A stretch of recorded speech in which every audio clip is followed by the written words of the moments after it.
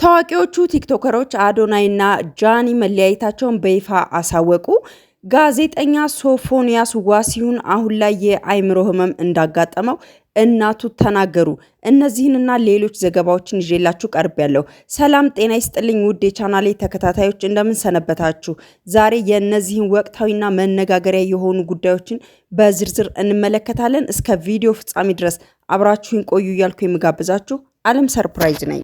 አዶናይ እና ጃኒ ለምን ተለያዩ? በቲክቶክ ላይ በሰፊው የሚታወቁትና በርካታ ሚሊዮን ተከታዮችን ማፍራት የቻሉት አዶናይ እና ጃኒ በመካከላቸው የነበረው የፍቅር ግንኙነት ማብቃቱን በይፋ አስታውቀዋል። አዶናይም በስቶሪው ላይ ባስተላለፈው መልእክት ከጃኒ ጋር የነበራቸው የፍቅር ግንኙነት ማብቃቱን አረጋግጧል። ሁኔታው እዚህ ደረጃ ላይ የደረሰበትን ምክንያት ለማወቅ የብዙዎች ፍላጎት ቢሆንም አንዳንድ ነገሮች ለራስ ማስቀረት እንደመረጠ አስታውቋል ማለት ነው። አዶናይ ጃኒ በበኩሏ ለወዳጆቿ ባስተላለፈችው መልእክት ከዚህ ቀደም ከአዶናይ ጋር የነበራቸው የፍቅር ግንኙነት አሁን ላይ በሰላምና በክብር በተሞላበት ሁኔታ ተነጋግረው ማብቃቱን አስታውቃለች።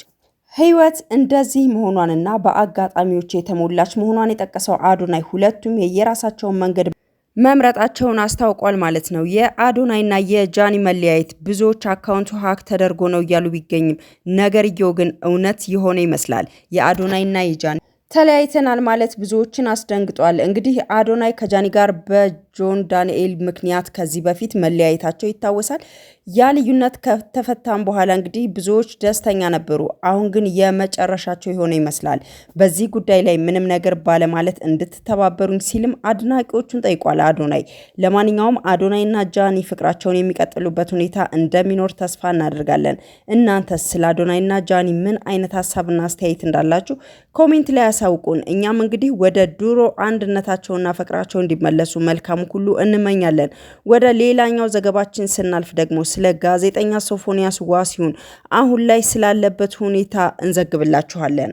እንግዲህ ጋዜጠኛ ሶፎንያስ ዋሲሁን የዛሬ 6 ወር አካባቢ በአዳማ ፍሬዘር ከሚባለው ልጅ ጋር ገብቶበት የነበረው ሰጥ አገባ የሚታወስ ነው። እናም በዚያ ምክንያት ጋዜጠኛው ከህዝቡ ይወርድበት የነበረውን ውርጅብኝና ስድብ ሽሽት ወደ ገዳም እንደገባ ተሰምቶ የነበረ ቢሆንም አሁን ላይ ከ6 ወራት መጥፋት በኋላ ከገዳም አምልጦ በመውጣት መጀመሪያ ላይ ችግር ውስጥ ገብቶበት ከነበረው ሰው ከፍሬዘር ጋር በመደዋወል ስላሳለፈውና ስላጋጠመው ነገሮች በስልክ በዝርዝር እያስረዳውና እንዲሁም ገዳሙ ላይ በነበረበት ጊዜ በነበረው ቆይታ ስጋው ደሙ መቀበሉንና አሁን ላይ እጅግ በጣም ሰላማዊ ሰው እንደሆነ ሲያስረዳው ተሰምቶ ነበር። እዚህ ላይ እንግዲህ ሶፎንያስ አሁንስ በድጋሜ እዚያ ሁሉ ጸብ ውስጥ ገብቶበት ከነበረው ልጅ ጋር እንዴት ደወለ የሚል ጥያቄዎችን አብዛኛው ማህበረሰብ እያነሳ ባለበት በዚህ ሰዓት አሁን ደግሞ በድጋሜ ነገሮችን ሁሉ የቀየረ ሌላ ነገር እየተፈጠረ ነው። መጀመሪያ ላይ በተለያየ ማህበራዊ ሚዲያዎች የይቅርታ መልእክቱን እንዲህ ሲል አስተላልፎ ነበር። ጋዜጠኛው ባስተላለፈው መልእክት ተመስገን፣ ለቤቴ በቅቻለሁ። መድኃኔዓለም ስለማረኝ፣ ለታላቅ ክብር ስላበቃኝ ደስ ብሎኛል። ከዚህ በኋላ ወዳጆቼን፣ አድናቂዎቼን፣ መላው የኢትዮጵያ ሕዝብን አንገታችሁን አስደፍቻለሁና ከልባችሁ ይቅር በሉኝ ሲል ጥሪ አቅርቦ ነበር። በመቀጠልም ቅዱስ ቃሉ የበደሏችሁን ይቅር በሉ እንደሚል በማስታወስ እንዲሁ በእግዚአብሔር ስም ይቅር እንዲሉትና በጸሎት እንዲያስቡትም ጠይቋል። ጋዜጠኛ ሶፎንያስ አክሎም እንደገለጸው እንደ እግዚአብሔር ፈቃድ በቅርቡ በሰፊው መድረክ ኑዛዜን ትሰማላችሁ፣ ብዙ የምናገረው አለኝ በማለት በቅርቡ ይፋዊ ማብራሪያ እንደሚሰጥ የገለጸ ሲሆን መልእክቱን አትፍረድ ይፈረድብሃል በሚል ከባድ ማሳሰቢያ ደምድሞት ነበር። እንግዲህ ጋዜጠኛው ይህንን መልእክት ካስነበበን በኋላ የካቲት ሆስፒታል ለክትትል እንደገባ ሰምተናል ማለት ነው። ክትትል ላይ እንደነበረና አሁን ላይ ደግሞ ከዚያ አምልጦ እንደወጣ ለማረጋገጥ ችለናል። ሶፎንያስ በአሁን ሰዓት ጥሩ ሁኔታ ላይ እንዳልሆነና የአይምሮ እክልም እንዳጋጠመው እናቱ ያሳወቁ ሲሆን ሊገድላቸው እንደነበረና አምልጠው ከቤት እንደወጡ በአሁን ሰዓት ቤታቸው እንዳልሆኑና ለህይወቴ ስለፈራሁ ነው ትቼው የወጣሁት ሲሉ ተደምጠዋል። ጋዜጠኛውም እናት የሞተች ብሎ ያሰራጨው ዘገባም ሐሰት እንደሆነና አይምሮ ልክ እንዳልሆነ አክለውም ተናግረዋል። እኔ በህይወት አለሁ፣ ልጄን ግን አትርፉልኝ ሲሉ ለኢትዮጵያ ህዝብ የተማጽኖ ቃላቸውን አቅርበዋል ማለት ነው በእንባ እየታጀበ።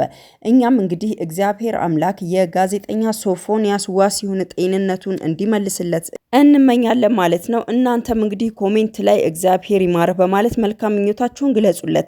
እንግዲህ ለዛሬ ይዤላችሁ የነበረው ዘገባ ይህንን ይመስል ነበር። እስከ ቪዲዮ ፍጻሜ ድረስ አብራችሁን ስለቆያችሁ ከልብ አመሰግናለሁ።